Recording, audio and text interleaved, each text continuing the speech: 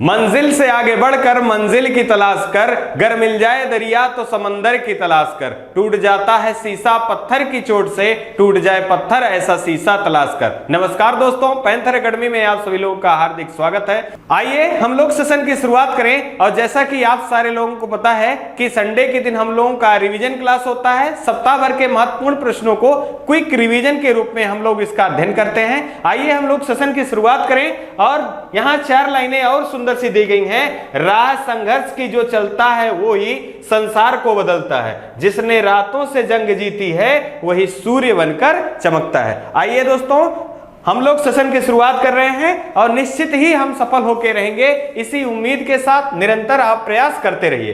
देखिए आज का ये पहला प्रश्न दिया गया है रिवीजन क्लास का कि हाल ही में जारी वैश्विक सतत विकास रिपोर्ट 2022 में भारत का स्थान क्या है। तो भारत का स्थान 121वां है, जबकि 2021 में इसका स्थान 120 था और 2020 में इसका स्थान 117 था। दूसरा प्रश्न दिया गया हाल ही में अंकटाड द्वारा जारी विश्व निवेश रिपोर्ट 2022 में कौन सा देश एफडीआई का शीर्ष स्थान पर रहा। तो इसका सही आंसर जो होगा यह यूएसए होगा। अगर हम बात करें यही भारत के संबंध में तो भारत 30% गिरावट के साथ मित्रों 7वें स्थान पे रहा, मतलब भारत का स्थान एफडीआई में 7वां रहा। आइए इसी क्रम में अगला देख लें। हाल ही में चर्चा में रहा बास्टील का किला का संबंध किस देश से है। तो यहाँ जो सही आंसर हमारा होगा यह आंसर फ्रांस है। फ्रांस का संबंध बास्टील किले से है। अगर हम बात करें फ्रांस की राजधानी पेरिस है और 33वां ओलंपिक का आयोजन कहां किया जाएगा। तो फ्रांस में किया जाएगा। जबकि यूनेस्को और एफएटीएफ का मुख्यालय कहां स्थित है, वो फ्रांस की राजधानी पेरिस में स्थित है। हाल ही में किसके द्वारा भारत की पहली आर्टिफिशियल इंटेलिजेंस डिफेंस संगोष्ठी और प्रदर्शनी का उद्घाटन किया गया। तो यहां पर सही विकल्प जो होगा वो राजनाथ सिंह जी होगा और ये भारत के केंद्रीय रक्षा मंत्री हैं। साथ ही साथ अगर हम बात करें यहां मित्रों तो भारत के पहले रक्षा मंत्री कौन थे, तो बलदेव सिंह थे। आइए इसी क्रम में अगला देख लें। हाल ही में विश्व आर्थिक मंच द्वारा ग्लोबल जेंडर गैप सूचकांक जारी किया गया। इसमें भारत का स्थान क्या है। तो मित्रों इसमें भारत का स्थान 135वां है। कितने देशों ने भाग लिया, 146 देशों ने भाग लिया। विगत वर्ष में 2021 में इसका स्थान कितना था। तो विगत वर्ष में इसका स्थान 140वां था। प्रथम स्थान पे कौन है, आइसलैंड है और अंतिम स्थान पे कौन है, तो अफगानिस्तान है। आइए अगला देखें। हाल ही में चर्चा में रहा सुप्रीम ऑर्डर ऑफ द क्राइसेंथम किस देश का सर्वोच्च सम्मान है। तो यहाँ ये जापान का सर्वोच्च सम्मान है और हाल ही में वहां के पूर्व प्रधानमंत्री शिंजो आबे जी को दिए जाने की घोषणा की गई है। अगर हम भारत के बारे में बात करें मित्रों तो भारत का सर्वोच्च सम्मान क्या है। तो भारत रत्न जो है ये भारत का सर्वोच्च सम्मान है। आइए इसी क्रम में हम लोग अगला देख लेते हैं। हाल ही में अर्न विथ लर्न योजना का संबंध किस प्रदेश से है। तो ये सही जो होगा आपका त्रिपुरा प्रदेश से है। अगर हम बात करें त्रिपुरा की राजधानी अगरतला है और अगर हम बात करें यहाँ के मुख्यमंत्री की तो मानिक साहा है। अगर अगले प्रश्न के रूप में हम देखें यहीं पर खर्ची पूजा का संबंध किस राज्य से है। तो इसका संबंध भी त्रिपुरा राज्य से है। हाल ही में टाइम्स पत्रिका के द्वारा विश्व के सर्वश्रेष्ठ स्थानों में भारत के कितने शहरों को स्थान दिया गया। तो यहाँ जो सही आंसर आपका होगा 2। तो यहाँ नाम हमको जानना है मित्रों। तो नाम पहला आपका है अहमदाबाद।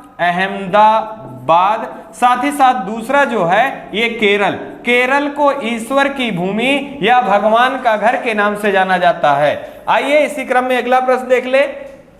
हाल ही में the McMahon line a century of discussed पुस्तक का विमोचन किसके द्वारा किया गया। तो देखिए यहाँ दिया गया है जे सिंह। ये अरुणाचल प्रदेश के पूर्व राज्यपाल रह चुके हैं, इनके द्वारा लिखा गया है। जबकि राजेंद्र विश्वनाथन जी के द्वारा इसका विमोचन किया गया और ये वर्तमान में हिमाचल प्रदेश के राज्यपाल हैं। अगला प्रश्न देख लें। हाल ही में विश्व युवा कौशल दिवस किस दिवस के रूप में मनाया जाता है? तो प्रत्येक वर्ष 15 जुलाई को विश्व युवा कौशल दिवस मनाया जाता है। किसके द्वारा एक घोषणा किया गया था? तो यह घोषणा यूनाइटेड नेशन के द्वारा किया गया था। आइए इसी क्रम में हम लोग अगला प्रश्न देखते हैं। प्रतिवर्ष अंतरराष्ट्रीय मलाला दिवस कब मनाया जाता है? तो यह मनाया जाता है प्रतिवर्ष 12 जुलाई को। अब यहां से आपको एक प्रश्न याद रखना है कि मलाला यूसुफजई कहां से संबंधित है? तो पाकिस्तान से संबंधित हैं और इन्होंने कनाडा की नागरिकता ले रखी है। जबकि अगर हम बात करें सबसे कम उम्र की शांति का नोबेल पुरस्कार प्राप्तकर्ता कौन है? तो मलाला यूसुफजई हैं। 2014 में भारत के कैलाश सत्यार्थी और मलाला यूसुफजई को शांति के नोबेल पुरस्कार से सम्मानित किया गया था। अगले प्रश्न के रूप में भारतीय रिजर्व बैंक के 3 साल के लिए करूर वैश्य बैंक के अंशकालिक अध्यक्ष के रूप में किसे नियुक्त किया गया? तो यहां होगा मीना हेमचंद। अब यहां हम भारतीय रिजर्व बैंक के बारे में बात करें तो भारतीय रिजर्व बैंक के गवर्नर के रूप में कौन है? तो शक्तिकांत दास जी कार्यरत हैं। आइए इसी क्रम में हम अगला प्रश्न देख लेते हैं। हाल ही में भारत ने मनामा, बहरीन और एशियाई अंडर 20 कुश्ती चैंपियनशिप में कुल कितना पदक जीता? तो यहां देखिए ये कुल 22 पदक जीता मित्रों, जिसमें से 4 जो है ये स्वर्ण जीता है, साथ ही साथ 9 जो है ये कांस्य जीता है और 9 जो है ये सिल्वर पदक जीता है। आइए अगले प्रश्न के रूप में हाल ही में चर्चा में रहे अर्जुन बबूता का संबंध किस खेल से है? तो यहाँ ये इसका सही आंसर जो है ये निशानेबाज हैं। अर्जुन बबूता ने भारत के लिए पहला स्वर्ण पदक जीता है और वो खेल की किस विधा में? निशानेबाजी या शूटिंग में। आइए इसी क्रम में अगला देख लें। हाल ही में प्रधानमंत्री द्वारा पर्यटन मंत्रालय की प्रसाद योजना के लिए किस राज्य में पुनर्निर्मित बाबा बैद्यनाथ धाम के मंदिर क्षेत्र का उद्घाटन किया गया? तो आपको यहाँ जो सही आंसर है ये झारखंड है। झारखंड में प्रधानमंत्री नरेंद्र मोदी जी ने हाल ही में देवघर अंतरराष्ट्रीय हवाई अड्डे का और साथ ही साथ बाबा बैद्यनाथ धाम मंदिर क्षेत्र का उद्घाटन किया। और झारखंड से आपको याद रखना है सरहुल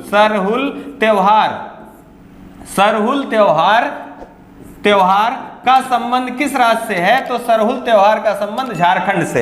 एक प्रश्न झारखंड से यह भी आपको याद रखना है दोस्तों कि झारखंड की राजधानी जो रांची है वो कर्क रेखा के सबसे समीप स्थित है। भारत में कर्क रेखा के समीप किस राज्य की राजधानी स्थित है? तो झारखंड की राजधानी जो है ये रांची है। अगला प्रश्न, हाल ही में चर्चा में रही विश्व मास्टर एथलीट्स चैंपियनशिप के 100 मीटर स्प्रिंट में स्वर्ण पदक किसने जीता? तो ये भवानी देवी डागर हैं और कितनी उम्र की अवस्था में? इन्होंने 94 वर्ष की अवस्था में यह पदक प्राप्त किया है। आइए इसी क्रम में अगला प्रश्न देख लें। हाल ही में चर्चा में रही पूर्ण मुख्य अर्थशास्त्रियों की दीवार पर प्रदर्शित होने वाली पहली महिला कौन है? तो यहाँ भारतीय गीता अर्थशास्त्री जो हैं गीता गोपीनाथ, ये IMF इंटरनेशनल मॉनेटरी फंड के प्रमुख अर्थशास्त्रियों में इनका नाम है। अगर हम बात करें IMF की स्थापना कब किया गया था? तो IMF की स्थापना 1944 ईस्वी में किया गया था।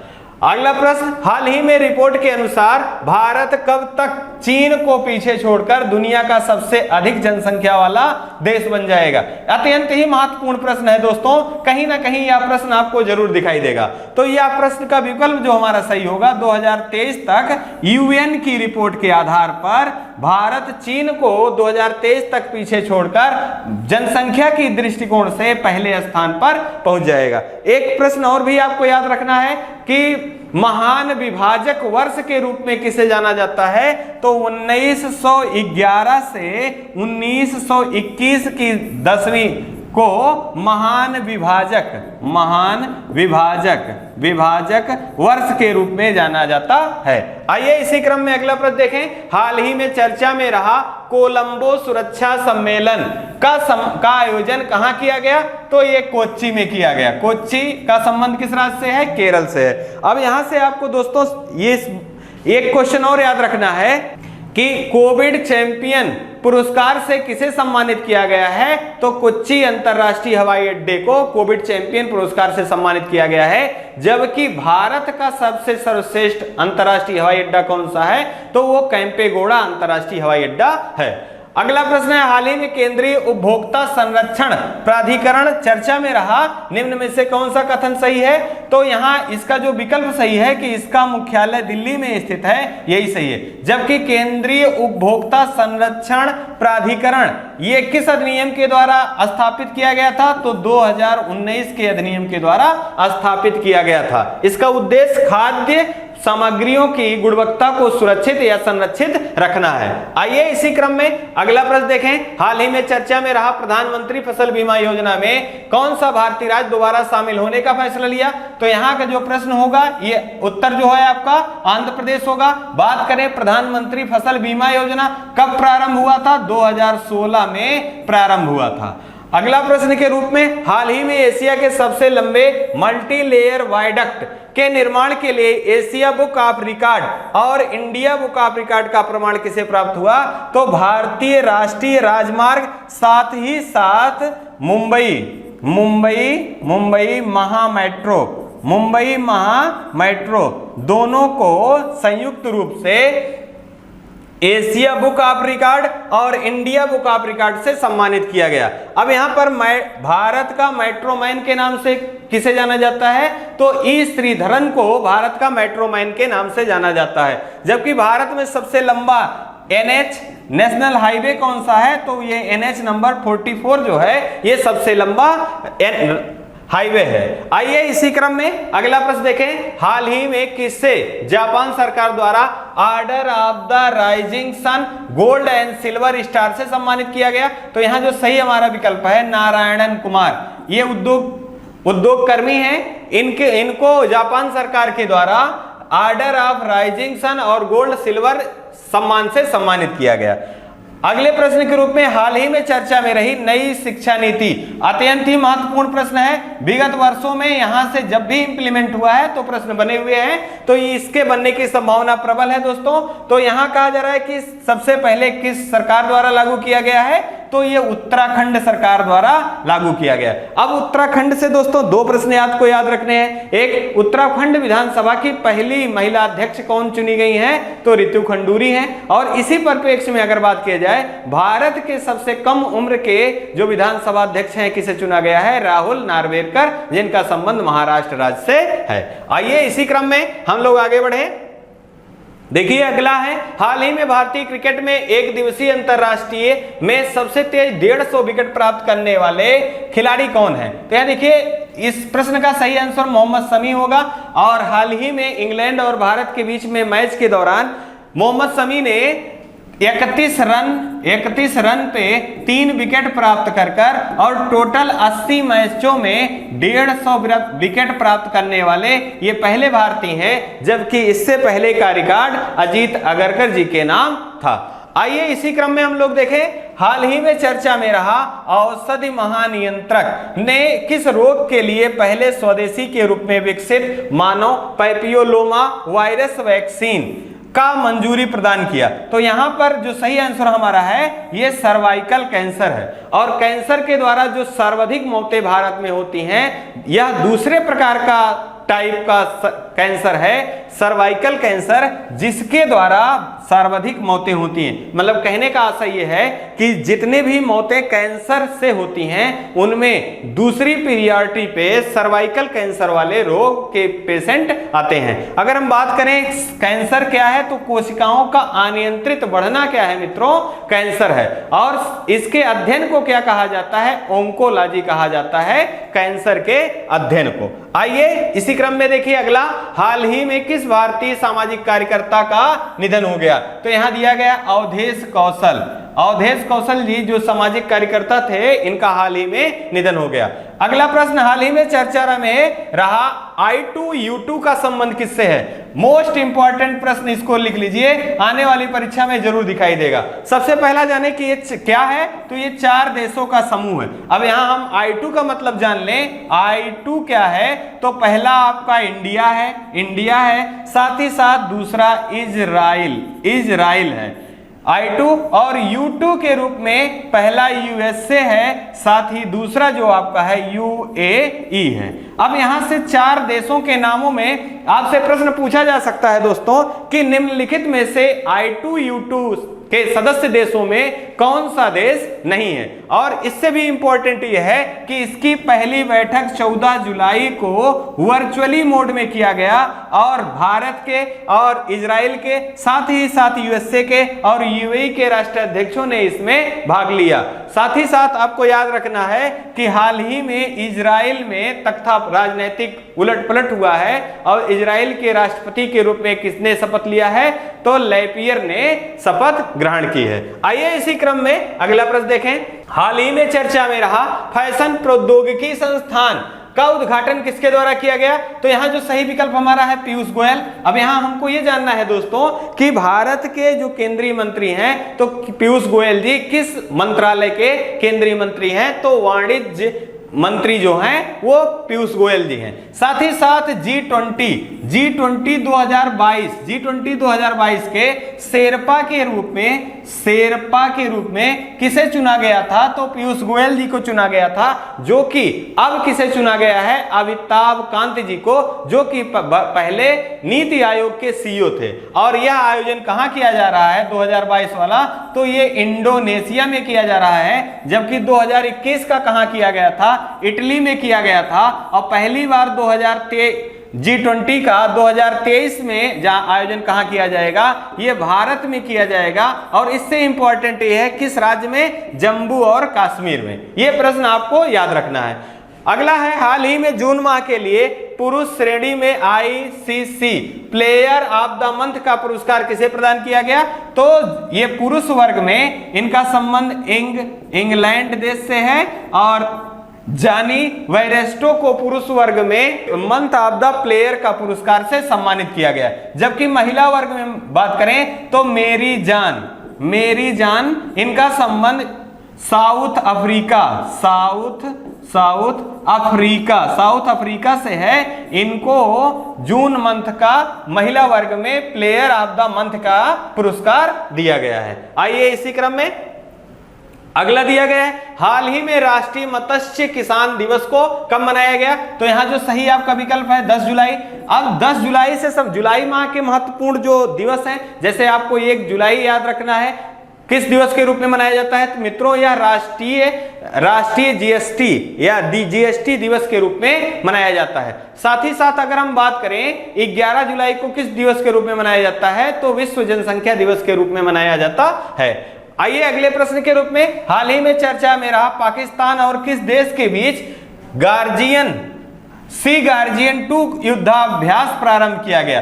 संघाई शहर में गार्जियन 2 का युद्धाभ्यास किया गया। अब यहाँ युद्धाभ्यास से प्रश्न है तो महत्वपूर्ण युद्धाभ्यास को आपको जरूर रिकॉल कर लेना चाहिए। आइए इसी क्रम में हम लोग अगला प्रश्न देखें, भारत का पहला एलिवेटेड शहरी एक्सप्रेसवे कौन सा है, अत्यंत ही महत्वपूर्ण प्रश्न है, आप इसको टिक लगा लीजिए। इसका नाम जो है वो द्वारका एक्सप्रेसवे है। अब यहां ये जानना है कि द्वारका एक्सप्रेसवे का संबंध किन राज्यों से है, तो मित्रों इनका संबंध दिल्ली और किसके साथ, हरियाणा के साथ है।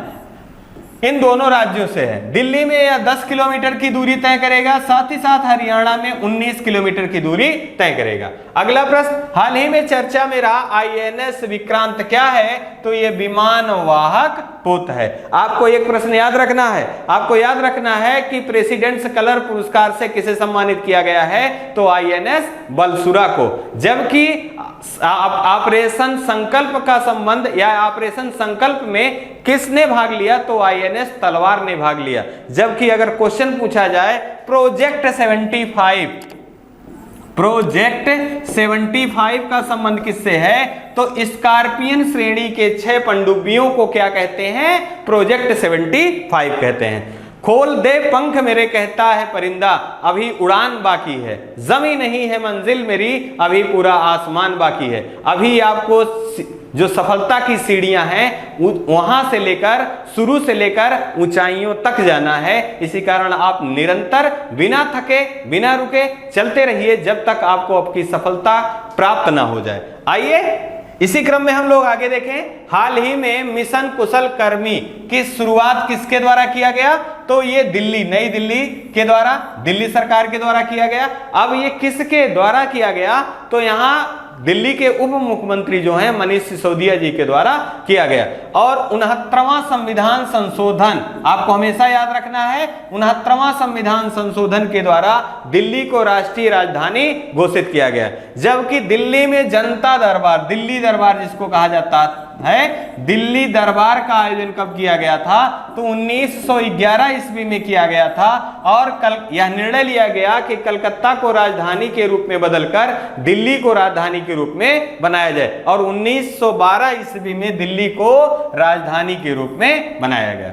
अगला प्रश्न है, हाल ही में विदेश संचार निगम लिमिटेड के पूर्व अध्यक्ष का निधन हो गया, निम्न में से वे कौन थे? तो इनका नाम जो है वीके सिंघल है। और दोस्तों इससे भी इंपॉर्टेंट इनका नाम जो उपनाम है, भारत में इंटरनेट के जनक कौन कहे जाते हैं? तो वीके सिंघल जी कहे जाते हैं। ऐसे ही आपसे पूछा जा सकता है मित्रों कि भारत में श्वेत क्रांति के जनक कौन है? तो वर्गीज कुरियन है। अगर बात करें भारत में हरित क्रांति के जनक कौन है? तो एम.एस. स्वामीनाथन है। आपको यह प्रश्न भी याद रखना है कि पहला विश्व खाद्य पुरस्कार से किसे सम्मानित किया गया? तो एम.एस. स्वामीनाथन को दिया गया 1986 ईस्वी में। आइए इसी क्रम में हम लोग अगला प्रश्न देखें। हाल ही में प्रधानमंत्री नरेंद्र मोदी जी ने किस भवन की छत पर राष्ट्रीय प्रतीक का अनावरण किया?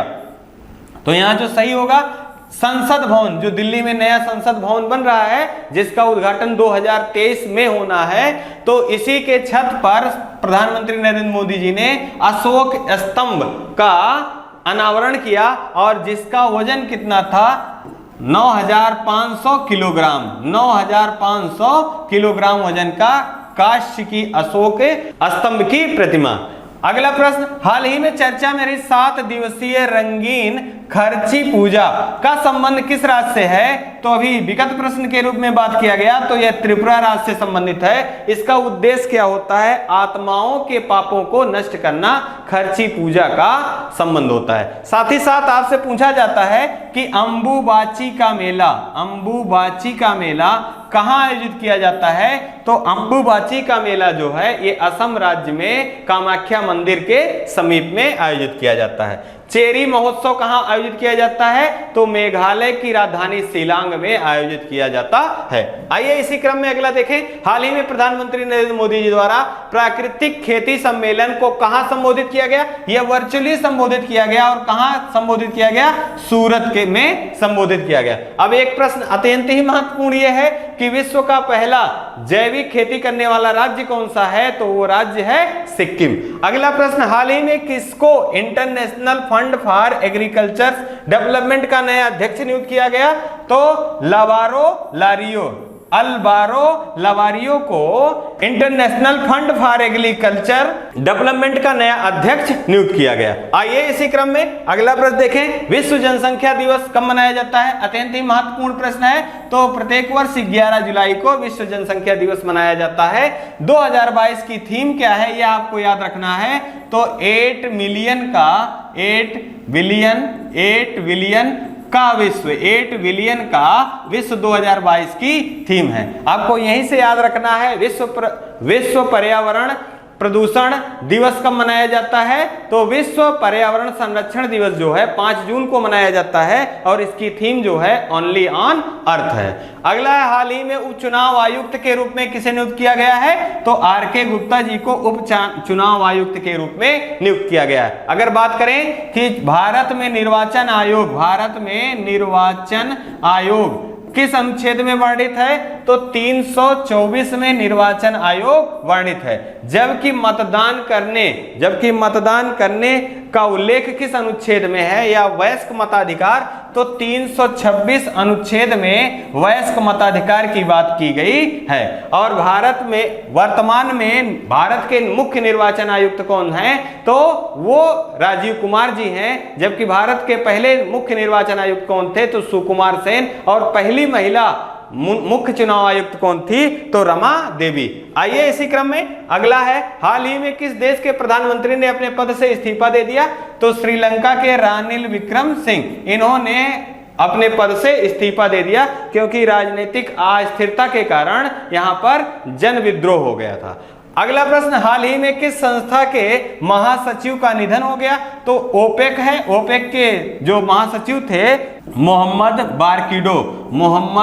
बारकिडो, इनका हाल ही में निधन हो गया। आइए इसी क्रम में अगला प्रश्न देख लें। हाल ही में चर्चा में रही एलिना रिवाकिना ने विंबलडन खिताब 2022 जीता, उनका संबंध किस देश से है? तो अत्यंत ही महत्वपूर्ण प्रश्न है। इसका उत्तर जो होगा यह कजाकिस्तान होगा। और यहां से एक प्रश्न आपको याद रखना है कि यह पहली कजाक महिला है या एशिया की पहली महिला है। अब यही बात कर लें अगर ऑस्ट्रेलिया ओपन की, तो ऑस्ट्रेलिया ओपन के पुरुष वर्ग में राफेल नडाल, महिला वर्ग में एशले बार्टी का संबंध ऑस्ट्रेलिया से है, इन्होंने संन्यास ले लिया है टेनिस से। साथ ही साथ अगर फ्रेंच की बात करें, अगेन राफेल नडाल, और साथ ही साथ इसके महिला वर्ग में ईगा स्विएटेक। अगर बात करें विंबलडन में तो पुरुष वर्ग में नोवाक जोकोविच, और साथ ही साथ महिला वर्ग में एलिना रिवाकिना है जो कि कजाकिस्तान से संबंधित हैं।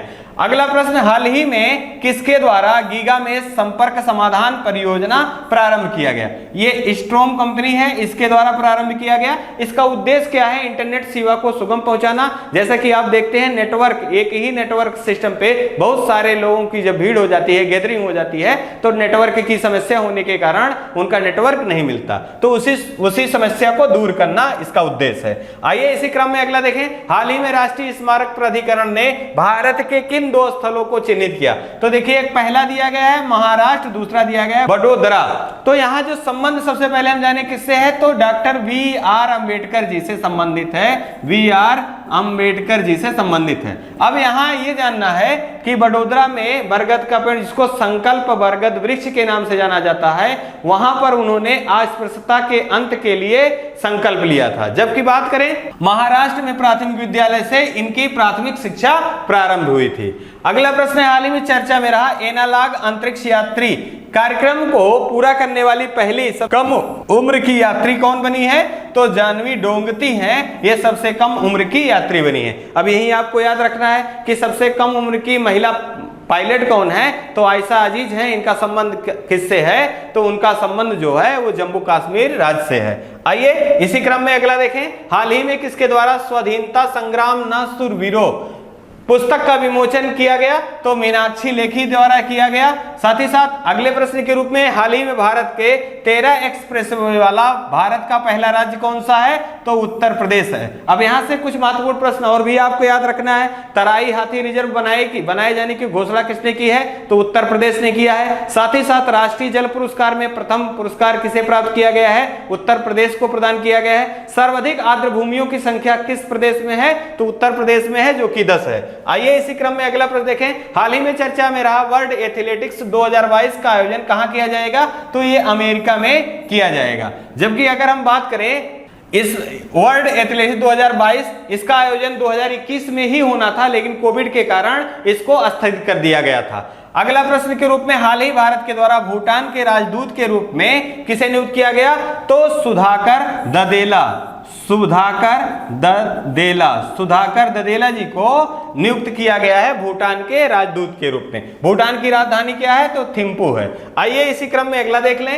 हाल ही में भारत ने किस देश के साथ टेली शिक्षा समझौता ज्ञापन हस्ताक्षर किया है? तो वह देश है मेडागास्कर। मेडागास्कर की राजधानी क्या है? अनंतरिवो है। अगर हम बात करें यही हाल ही में कनेक्टिंग द कल्चर नामक पुस्तक किसके द्वारा लॉन्च की गई? तो विदेश मंत्री जो है भारत के, वो एस जयशंकर जी हैं, इनके द्वारा कनेक्टिंग द कल्चर नामक पुस्तक का विमोचन किया गया।